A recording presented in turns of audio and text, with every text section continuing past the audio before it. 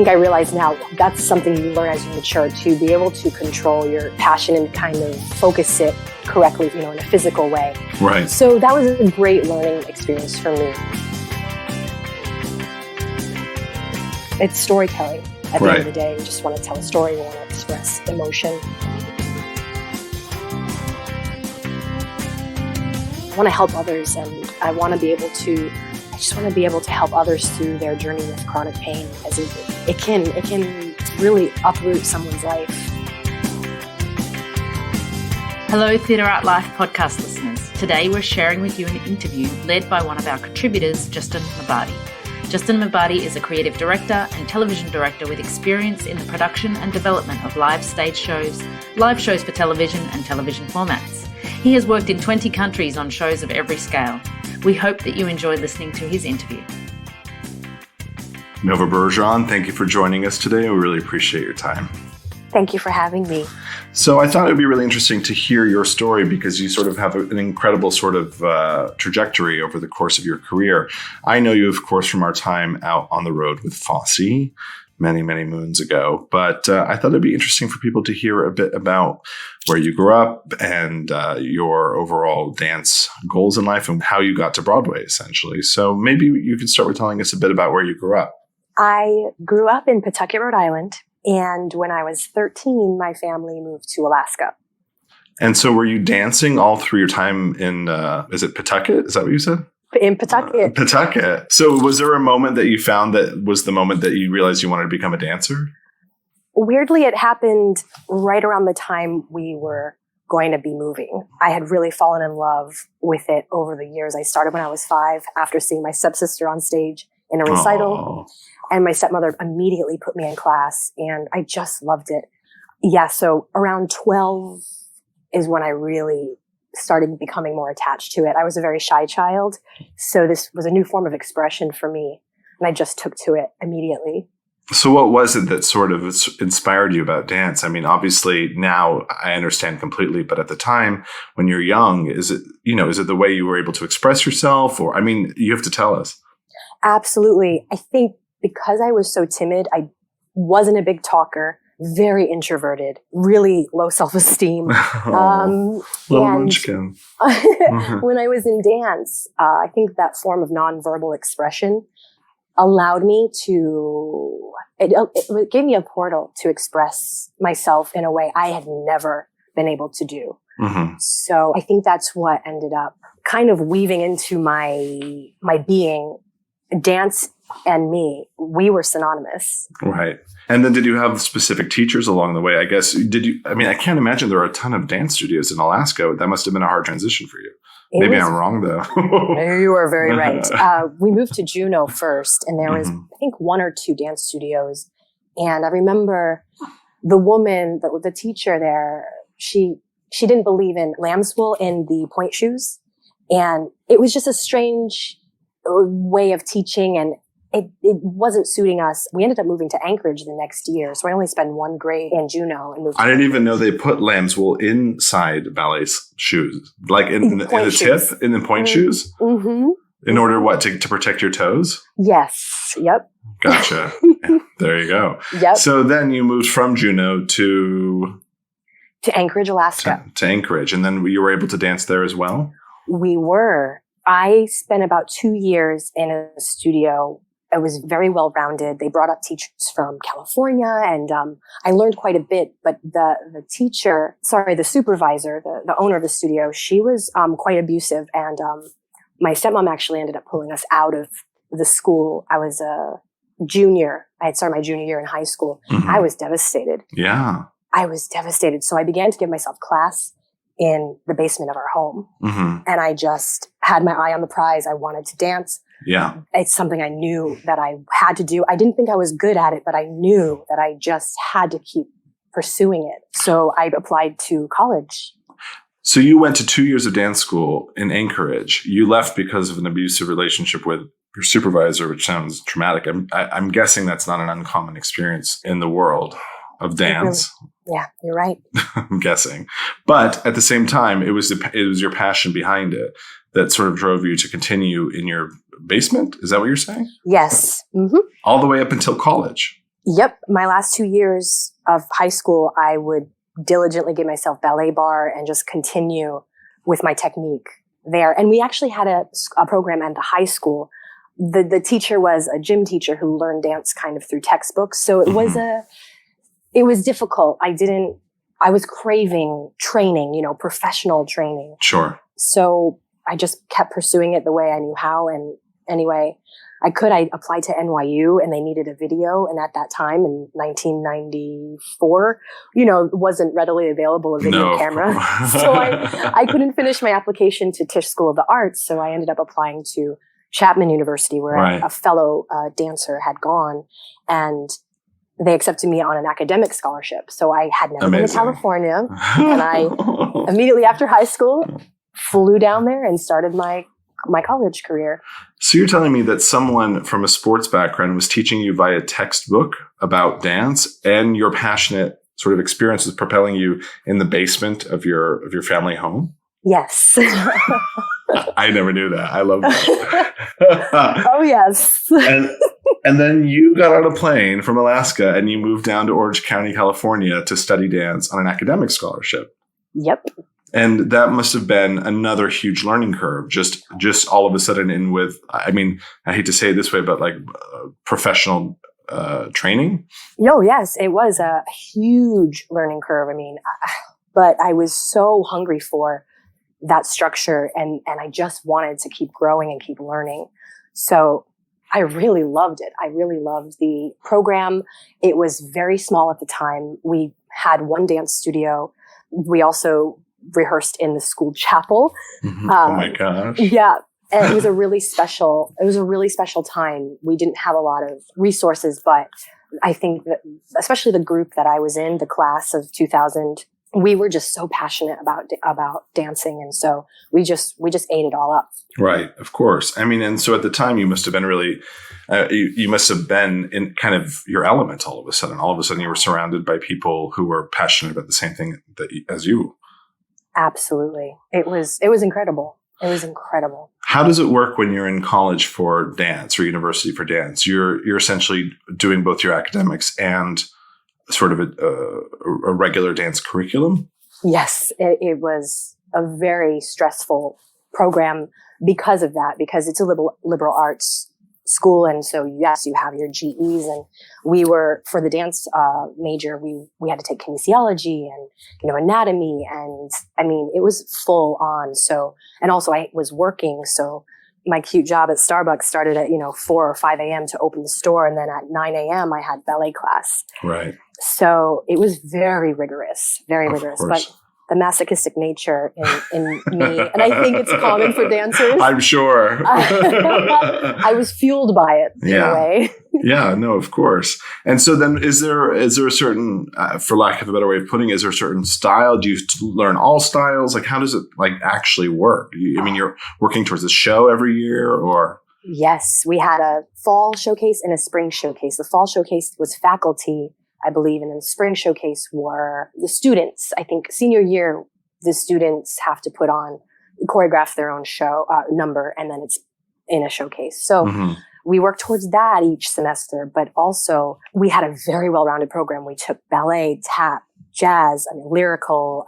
It was the whole modern. It was everything. And then they would bring in specialty. I learned flamenco from an authentic teacher. I learned Dunham technique from a woman from Philadelphia who, studied it for years. And it was really just so wonderful to get that kind of education. So well-rounded. Of course.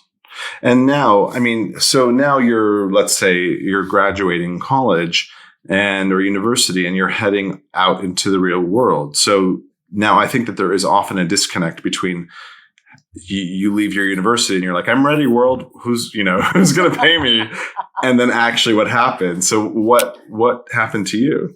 For me, it was funny. I auditioned for Royal Caribbean Cruise Lines. I thought this could be a cool, way to see not even really see the world, but be able to dance and make money. Sure. That's kind of the goal, right? To have a career. So I auditioned and they had on the application, what is your first day to start? And I think I wrote May 29th, which I kind of laughed because it was the day of my graduation, my college graduation. Well, ready. Wouldn't you know?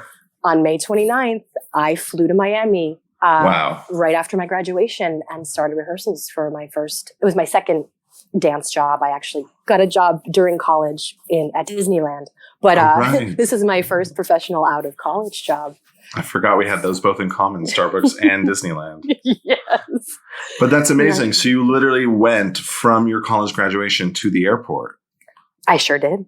Wow. And then you landed in your first professional job, paid job. And was it everything you had hoped for, or was it harder than you expected? I think it was everything I hoped for and more. I was so excited to just be able to dance for a living. I think something I did realize was I learned that my passion for dance, I didn't know how to contain it properly. So I think it's hard to explain, but I think I felt almost embarrassed by my exuberance for it. And I was put kind of in the back, and it felt like they wanted to hide me a little bit, which I think I realize now that's something you learn as you mature, to be able to control your passion and kind of focus it correctly, in a physical way. Right. So that was a great learning experience for me to kind of start to take a look at my performance quality. Sure. And then you were on a boat for 6 months, a year? It was a 6-month contract. I saved my money. My big goal was New York City. It always had been. So I saved my pennies, and I ended up, for some reason, that's right, I met a guy. Ooh. And I ended up going back to California for some reason. I think because I didn't know anybody in New York yet. I didn't feel like I had saved enough money. So went back there, ended up auditioning for another cruise line, went through the rehearsals, and realized it wasn't the right fit for me. They were telling us we had to wear makeup in, the staff areas and always be dressed up. And I was like, this just isn't the kind of lifestyle I want. Right. So I ended up going back to Royal Caribbean and doing another contract. Wow. Well, which is really brave actually at that age to sort of turn down work. I think that's kind of a unique thing to do. It was very difficult for me to do that. Oh, yeah, I'm sure. So you went back to Royal and you were out on a boat for a bit while longer. But then how did you make the transition to New York City? I was lucky enough to have a friend who had wealthy parents who had, bought her an apartment in Midtown Manhattan. So this was 2002, February. And I stayed with her on the couch for a couple days, and somehow through friends of a friend found this room in a family's house. It was $400 a month in Riverdale, New York. It's like one of the last stops off the one train. Yeah, and I was going to say. Yep. I moved in there, and the rest is history, really. And so then you hit the ground, I guess, or you started pounding the pavement, as people say, and looking for work, or you already had your focus on something? I just knew first I need to get a job. I probably had maybe $3,000 in my bank account. Right. Wasn't much, but I knew I have to get a job right now so I can sustain living in New York. So I got a job waiting tables, and I packed my big backpack every day, and I did auditions, 3, sometimes 2 a day, class, and then my night job. And I would come home around 1 a.m., 2 a.m. after closing the restaurant and start all over the next day. Yeah. Yeah. Which is really a common experience, I think. And so and then also auditioning, I'm assuming. Oh yes. Auditions galore. I remember, I think Fosse was one of my second auditions. I was non-union. Right. So this was a non-union tour going out, and I had learned Fosse in college. It was my first acquaintance with it, and I fell in love with the style immediately. So when I saw this audition notice, I remember I still have in my journal, I talked myself down already. I was like, even if you're not right, even down to the pinky finger, it's okay. Like I was already talking myself down from not getting this job because I wanted it so bad. Yeah, of course. Well, I mean, it was exciting for sure. Yes. But so you must have you had another audition prior to that. So was that sort of in line with what your expectations were? Or by the time you got to the Fosse audition, was it sort of a shock, or how, I think that the New York auditions is a whole different market. It is. I acclimated pretty quickly, I think, because I think my first audition was for Cats. And so I made it pretty far in that one. Didn't get it, obviously, but I was able to sing. And, I hadn't done that in an audition before. So it kind of gave me a little education. I kind of learned on my feet with this. So it was really terrifying. I will say that. So tell us about that audition, the Fosse audition. Oh my gosh. Well, I met one of my dearest friends in line that day, and we waited outside. It was raining. I shared my umbrella with this amazing woman, and we filed in, and it would, big groups at a time, learn a combination, do it maybe 3 at a time, and then you either get kept or you get cut. I got kept, and I think we did another combo, and we did some technical stuff like, penché and different technique, just to show we were able. I'm trying to think. And we sang. We were asked to sing. And I can't remember if there was another callback or if I ended up getting the call to get hired. That part is fuzzy to me for some reason. I remember that first day, but I don't remember coming back. Right.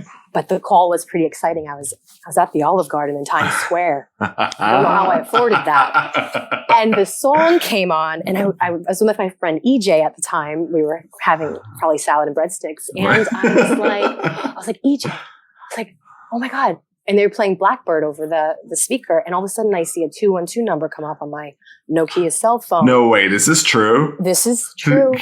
This is true. Amazing. Right? I know. It's really insane. So I see the 212 number, and as anyone in New York knows, you see a 212 number and you audition, and you're like, okay, this is it. Right? So I get a call from Dave Clemens Casting, and he says, we'd like to offer you the position of a swing on the tour of Fosse. And I was just so excited. Yeah, of course. It was. Yes. Oh my God. You must have, if you're as excited as you are now. I know. I'm sorry. That was really I'm so sorry. So then when did rehearsal start? Was it pretty quickly thereafter? It was actually a couple months. So I stayed at my restaurant job and kept taking class and just really, really dug into the Fosse style. I found a teacher, Diane Lawrenson, who has been my mentor since that time. She danced with Fosse for years. So I just ate, drank, breathed Fosse until we started rehearsals. And we started in August, I think. So maybe take a moment and explain to everyone who doesn't really know.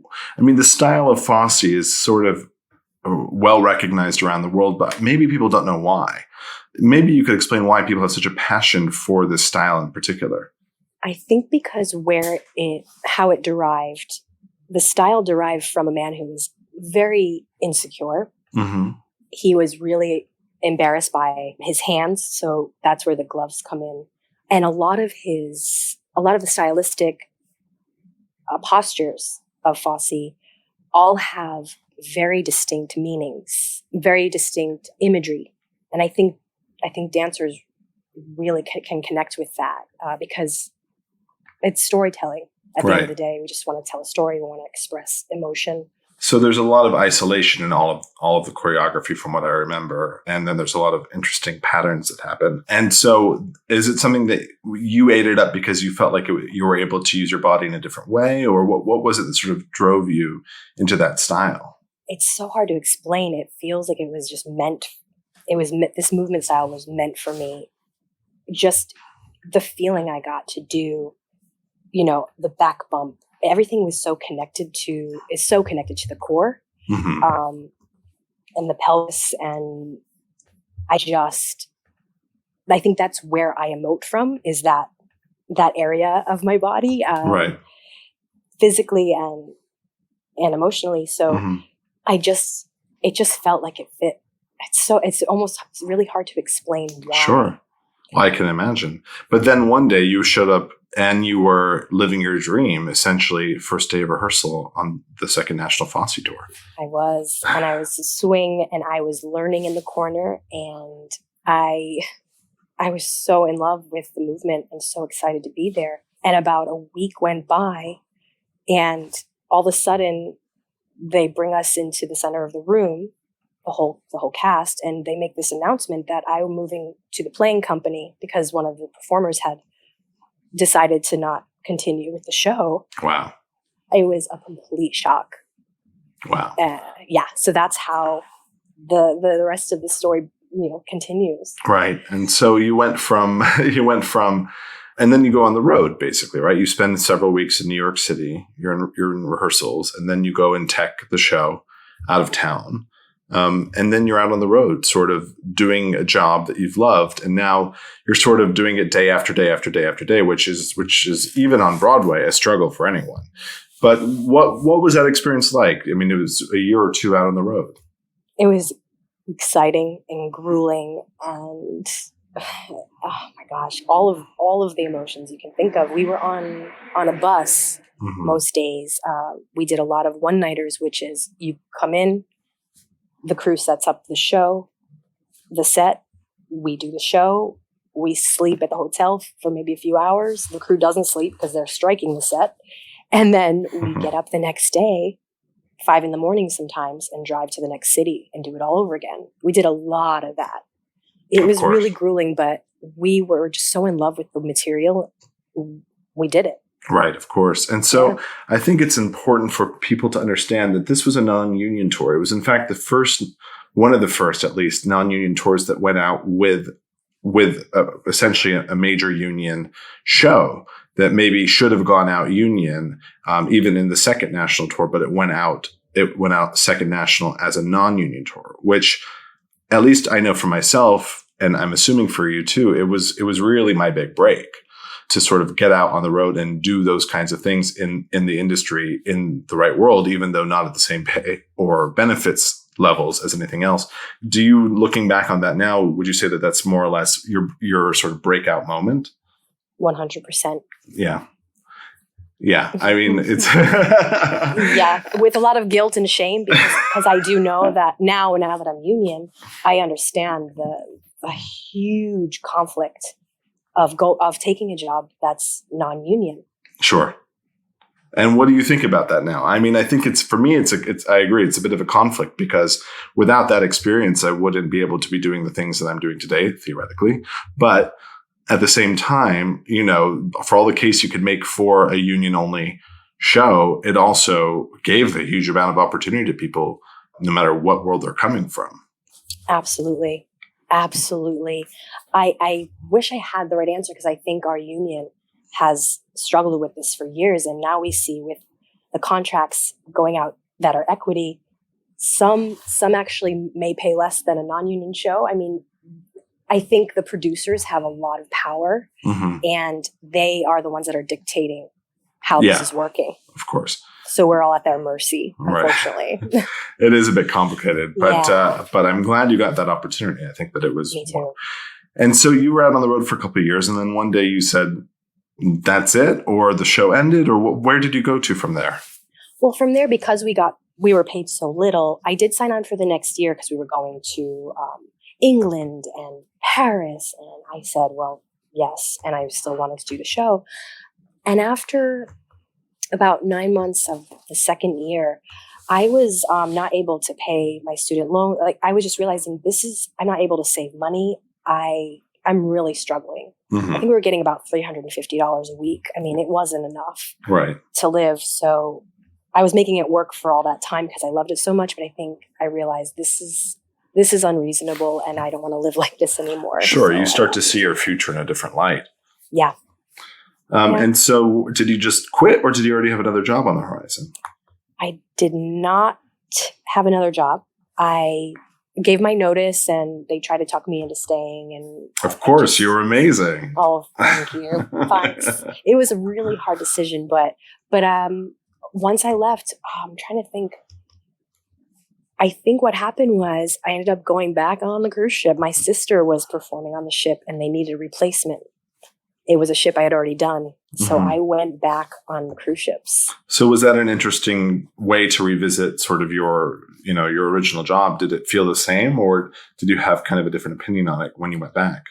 I absolutely had a different opinion, and I realized that was not the correct decision for me. And the rules were so rigid on this ship. The hotel manager kind of dictates what you can do around the ship. And it was just very, very, it felt a little bit more like a little bit like a prison in that way of, you just didn't have a lot of freedom to do anything. You do your shows, and you kind of stay underground. Right. And my sister ended up leaving midway through her contract. She couldn't take it. So I was there, and it was a great learning experience. I ended up having to go on for the lead girl, lip singing her track. Oh. And I have to say, I'm not bragging, but I got Employee of the Month, which never happens on a cruise ship because dancers are the ones that work the least.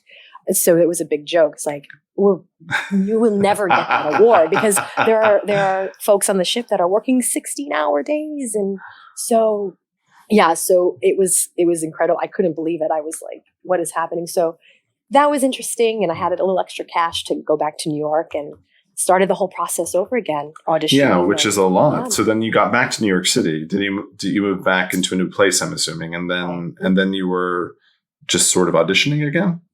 Yep, I was auditioning. My next job was actually getting my equity card. So I was lucky enough to work in Atlantic City. Nights on Broadway. That's right, where we reconvened. That's where we both got our equity cards. Mm-hmm. Isn't that something? Thank you, Atlantic City. Thank you. Which I know was a really fascinating and it was actually quite fun, I could say, as bizarre as it was to be living in Caesar's Palace. But at the end, you got injured, isn't that right? I did get injured. My first injury of my career, where I had to leave. It was the last 2 or 3 weeks of the show, I think. It was almost the end of the contract, and I was devastated. I had another show lined up later in the summer. So I was saying to myself, well, I have to get better because I have to, there was no thought of me not dancing or not performing again. So I took the time. I went back to Alaska. My sister got married. During that time, I healed and went back to New York to start another show, and as an equity member. So that was pretty exciting. So what was the injury? You broke? Did you break something? I can't remember now. It was a foot. It was a foot situation. And I'd always had trouble with my feet. That was like, I think all dancers have like a part of their body that just, they're prone. There's a little more proneness to injury. So it was a foot injury. So then you got better, I remember, and you went back out for, what did you lose the show that you had contracted already, or did you have to go out on the road for something else? I was lucky enough to be well enough to go and do that job that I had already been cast in. So I'm so grateful. It was in New Jersey. I was able to come back and do the show fully and continue on with my career. Now, do I remember right that you went out on the road with Sweet Charity? I did. And that wasn't that show, though. No, that was a show with Andy Blankenbuehler, actually, in 2006. 2005. It was an original work. And that must have been amazing. Yeah, I bet.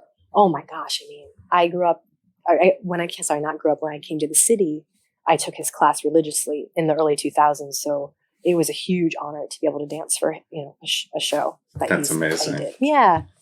So then did you go from that back out on the road with Sweet Charity? From there, I believe the next thing was, I think I got Hello Dolly at Paper Mill Playhouse. And after that, then I got Sweet Charity. And so now I'm guessing in your mid to late 20s, you've got 3, 4, 5 major jobs under your belt, which is already a huge kudos to you, because a lot of dancers in their careers, their career spans, vary from one thing to 20 things for sure. But for sure, the more jobs you get, the less people are in the same kind of category as you. So this is already huge actually. And you go out on the road to Sweet Charity. What was that like? It was, oh my gosh, I loved it. It was so awesome. I mean, it was my first production contract. It was not, sorry, I'm saying production, but it was a lower tier production. It wasn't full production, but it was an equity tour. And it was Wayne Cilento choreographed this. So it was, a remake. But oh my gosh, I just was in love. That's amazing. And how long were you out on the road for?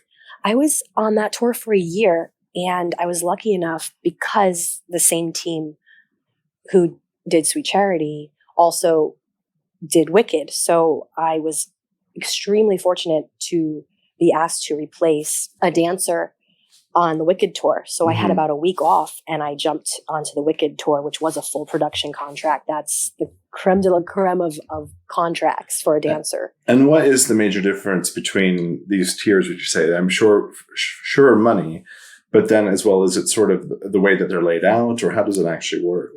Yes, you don't usually do any what they call split weeks. On Sweet Charity, we did, maybe 3 days in one city, 3 days in another. That was kind of the shortest amount you'd stay. On this tour, you'd stay about 5 weeks in each city. Oh, so you actually got to see the city. That's amazing. So now you're on Wicked. And how long are you out on the road with Wicked? I think I did about 8 months on that tour because I still hadn't done the thing. I wanted to work in New York City and live there and kind of just make a life there. I've been on the road on and off for about 7 years.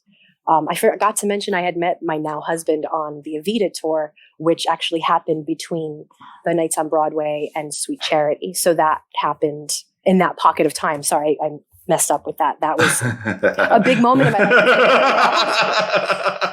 Sorry, Hi, Marcos. Okay. Who's lovely and also a dancer and choreographer as well.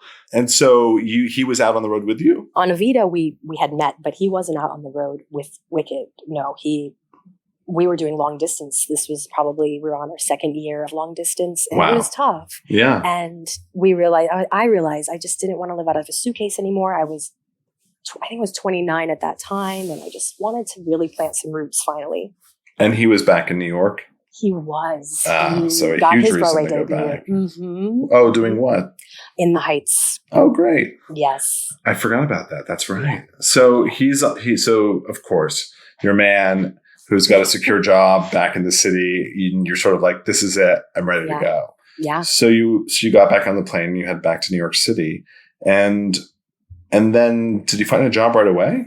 I didn't. It was a really tough transition because I had only known living out of a suitcase and touring and things changing all the time and being employed. I'd only gone a couple months without work, which was, I know how extremely fortunate I am to have only had a couple months out of work. So I think there was a lot of pressure because I'm like, oh, this is a big guy. This is a big deal. I left the most amazing paying job to be in New York and do the race again. They call the rat race, right? So it was a tough transition. And actually the tour needed me to come back. So after a couple months, I ended up going back to the tour for maybe 2 months.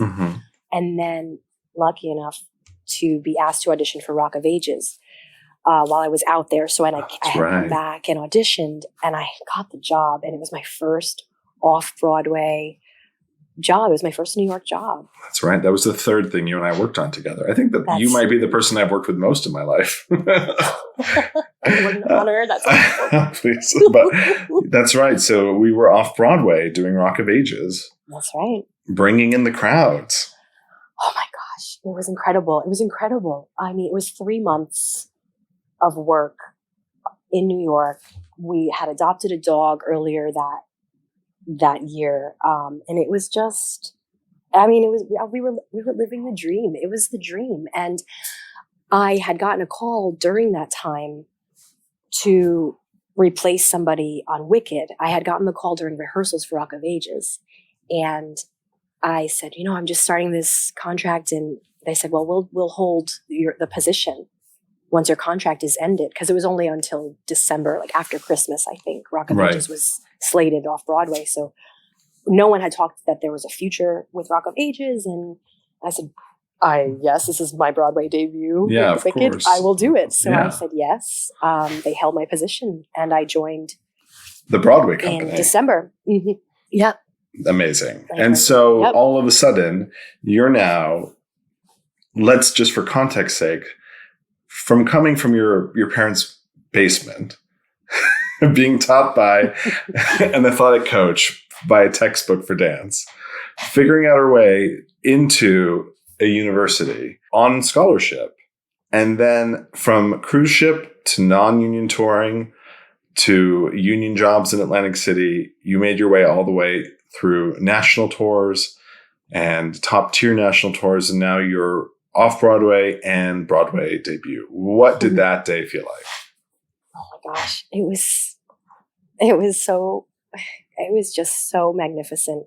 It's hard to describe it in words, really. I just never thought all this time being employed as a dancer, I never felt that I was good enough. I wasn't really talented enough. I was like, I'm fooling these people, but in that moment, I really took in that time and it was just incredible. So you're in and out every day at Wicked, so living the dream and figuring it out. And so that must have been like a pretty special time. It was. It as longest I've ever been in any show, because every contract I'd had an end date. This show is still running. I think now it's the 7th longest running show on Broadway. So it was one of those things then I was like, I could be in this job forever. They call it a government job. Those long running Broadway shows, that's what they do. They call it that. Yeah. And I, about 2 years in, I started getting itchy to maybe, do some more creative. Because after a while, you do the 8 shows. It's a very well-oiled machine. Mm-hmm. I wanted to stay. I never wanted to lose the gratitude of being there every day, and I never did. Right. Never did.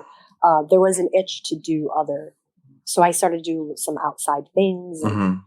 And then one day, you were dancing, if I remember the story right. Well, maybe you should tell the story. One day, your whole life changed. Yes. In 2012, I sustained an injury to my foot, and it's on a rake stage. So I'd had problems with it since I joined Wicked. The rake stage means like there's an incline.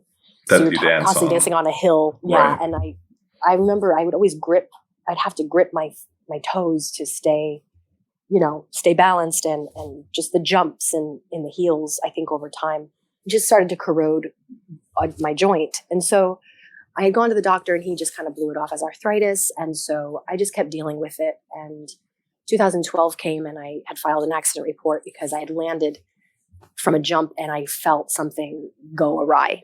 Right. And I went to the doctor and he's like, it's fine. He just blew it off again. And I said, well, my big question is, will I hurt it if I keep dancing on it? He's like, you're fine. It's just arthritis. You're fine. Okay. So listen, as a dancer. Yeah. You're used to dancing through pain no matter what. Mm-hmm. So I spent that next 9 months wrapping it diligently every day, going to physical therapy. Doing everything I could to get through the show.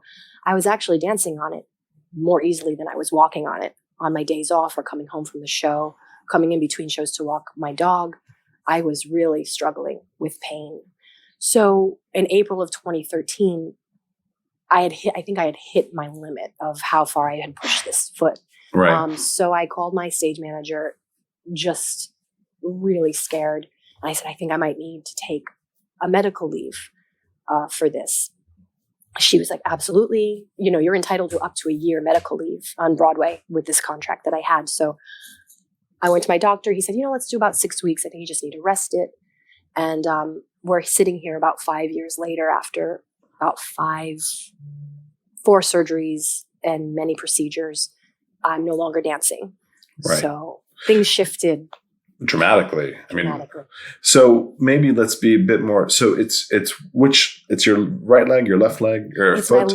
My left foot. Mm-hmm. It's your left foot. So all of a sudden, as a dancer, you're now dealing with an injury sustained to the tooth. Well, I would say your whole body, of course, but without your feet, I think that it's also quite obviously harder to dance. Mm-hmm. So how does it work? Now, all of a sudden, you are a dancer. You've trained your whole life. You've gone to school for it.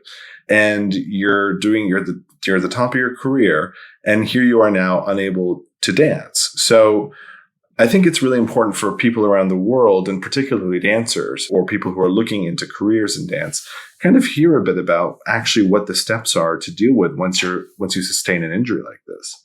I think at first there was a lot of hope that it will get better and I just needed to take some time off. That already was hard enough. I think having to admit that I couldn't fulfill my not my obligation, but my job requirement. Right. Sure. That was extremely shameful for me and very devastating to admit that I could not do.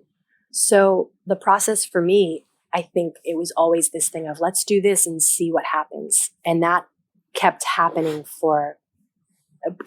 year after year. I'd have the surgery and then you go through the 6 weeks of rest and then you get back to physical therapy. So how does it work? You actually, as a dancer, you go to your company manager. Your company manager, you filed reports and documents and all these sorts of things, and you have insurance provided by your union or via your union.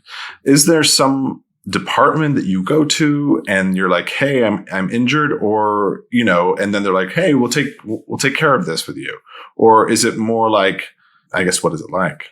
So for this situation, being in New York was very helpful for me because the workers' compensation law, it's in favor of the worker. So the show, Wicked, has its own insurance company. Mm-hmm. They take out a policy for injury, right? For things like this. So I, through the union, was able to understand how to file the paperwork to receive benefits. Mm-hmm. Through workers' compensation insurance. Workers' compensation insurance is regulated by New York State, which is very helpful to know because the insurance company doesn't tend to want to help. Right. They want to get you off of the benefit as soon as possible. So it was very rigorous throughout the years to try to stay on insurance so I could continue to pay my rent. I could not work. So it's a constant battle to keep those benefits so you can continue to heal and get the medical treatment you need. Right. And is there sort of a clear process for all of this, or did you feel like you were uncovering things every step of the way? I was uncovering every step of the way. I was lucky enough, and I mean, unfortunately, I have a lot of friends who've been injured, but they gave me advice on where to turn, what to do when the caseworker for the insurance company wasn't answering the phone or wasn't approving medical treatment. Right. Where do I go from there? So a couple years in, decided to hire an attorney to make sure that everything I was entitled to was getting to me. Right, which sounds quite smart and also quite shocking, if I'm honest. Mm-hmm. Because how you basically are, unless if you deal with it, you only know what it is once you're out the other side. Mm-hmm. Is that a fair way of putting it? Yes. So now, knowing what you know now, if someone were to come to you with an injury or advice or something, what would you suggest? If they were injured in New York, because I have my acquaintances with New York law for injured workers, mm-hmm. I would say immediately hire an attorney. It sounds scary at first, and I didn't do it at first, but I would say hire an attorney to make sure there's paper trail of everything, and they mm-hmm. can guide you to understand why things may not have been approved. It's all about paperwork. It's all about what that doctor writes on that form. And if it's not written completely in the way that would enable the insurance company to provide a benefit, mm-hmm. and it's just truthful information. I'm not saying break the system. I'm saying the doctor needs to be very competent in the paperwork. Right. And I had to leave some doctors because it was very incomplete and it wasn't followed through. And so it's really important to be your own advocate and make sure what's written on that form, double check it. You have to be your own advocate. Because if you don't, and if it doesn't go, it can take months to then come back to the same point you were to begin with, I assume. Yes. Paperwork wise. Absolutely. I've had occasions where the doctor wrote the wrong foot on my form. What? Uh-huh. So this was for a surgery. It was denied. And with workers' comp law in New York, the doctor has insurance.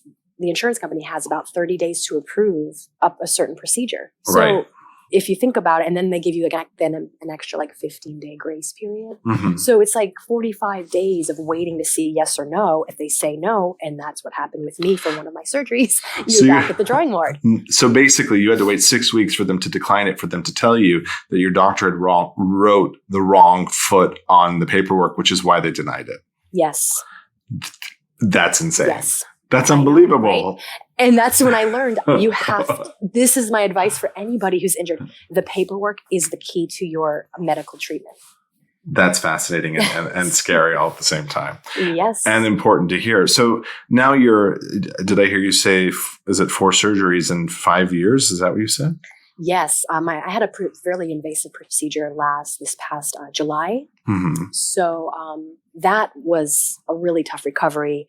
But yeah, 4 surgeries, and I've had multiple cortisone injections to try to avoid surgery. And, you do the conservative treatment before the big one. Yeah. So I've tried it all. I've done it all. So now you're 5 years in. You're still, as far as I remember, maybe you want to correct me, but you're still in pain from time to time, or all the time. If I walk longer than a certain amount, I'm back to the level of pain it was from the beginning. Wow. I have to be very careful because it's turned into a chronic condition. After an acute injury occurs, if the pain doesn't subside, it becomes chronic. And so there's a pain loop that occurs.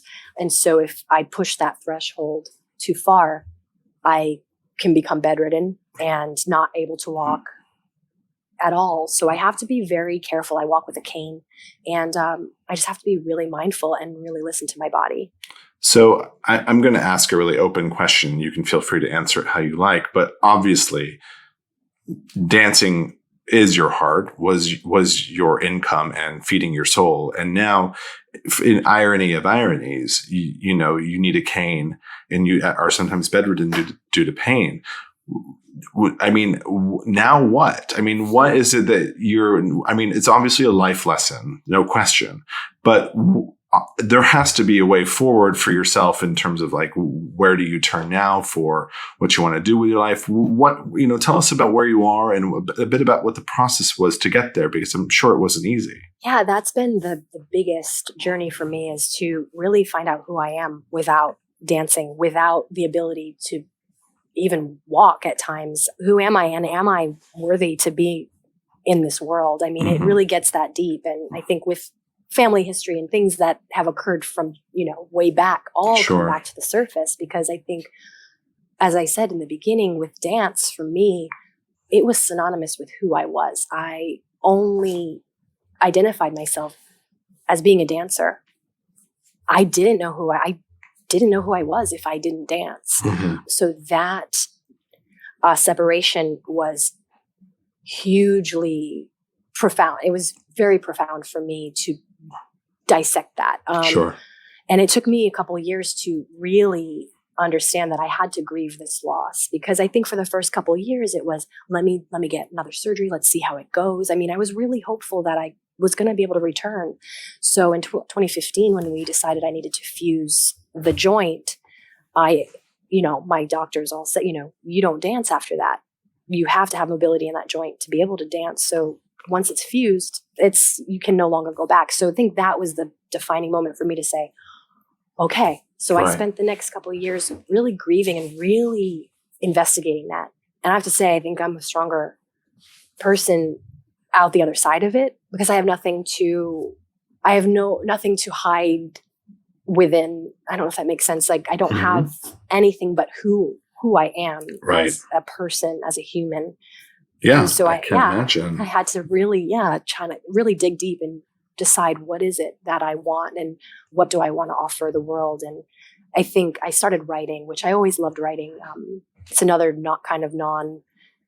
it's a nonverbal way of expression, right? I don't have to be physically present, which was really helpful for me because I wasn't able to be physically present. So writing was a huge way for me to delve into that. So the big question of what now, it is a continuous journey for me.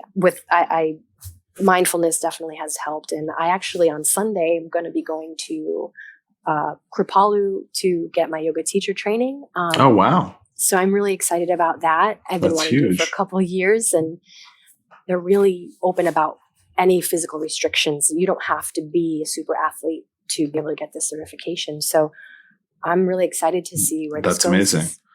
I want to help others, and I just want to be able to help others through their journey with chronic pain, because it can really uproot someone's life.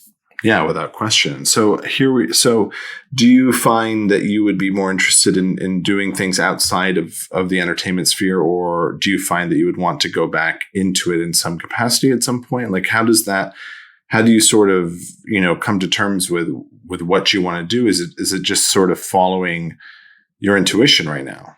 That's what it is. I think I've been lucky enough to assist my husband on a few projects, and I have absolutely loved that. I loved being on the other side of the table, being a support for the actors in any way I could, being a support for the creative team in any way they needed me. I was really paying attention to, okay, well, what is that? So that means I just want to be helpful in some way, in some capacity. So if I can be helpful in an entertainment setting where I can physically do the work, that would be ideal. But I think I'm still in that vulnerable position where I'm still not able to meet social obligations. Sometimes if my body isn't able to walk more than a few steps, I have to what it is pull for the day. back, right? Yeah. So, and that makes me not a reliable employee. So that's been the real challenge for me, to go, where am I going to be able to gain my livelihood? And so that's the big question. So I thought, let me go get the certification and maybe create my own thing on my own terms to help others. That sounds about right. Well, I know everyone is rooting for you. Thank you. If anyone doesn't know this, Nova Bergeron is widely loved in the New York sphere. Maybe as we close out, it would be great for you to think of maybe a piece of advice or something that you might want to say to a young dancer who maybe was in your shoes up in Alaska, sort of looking out on the career in front of them that they might have. Maybe not even career, but just sort of joy of dance. Is there anything that you would sort of say to yourself thinking back 30 years? Follow that heart, follow that passion, and be kind to yourself as much as you can. Of course. Well, thank you so much for taking the time to chat with me today. I really appreciate it. Thank you so much, Justin.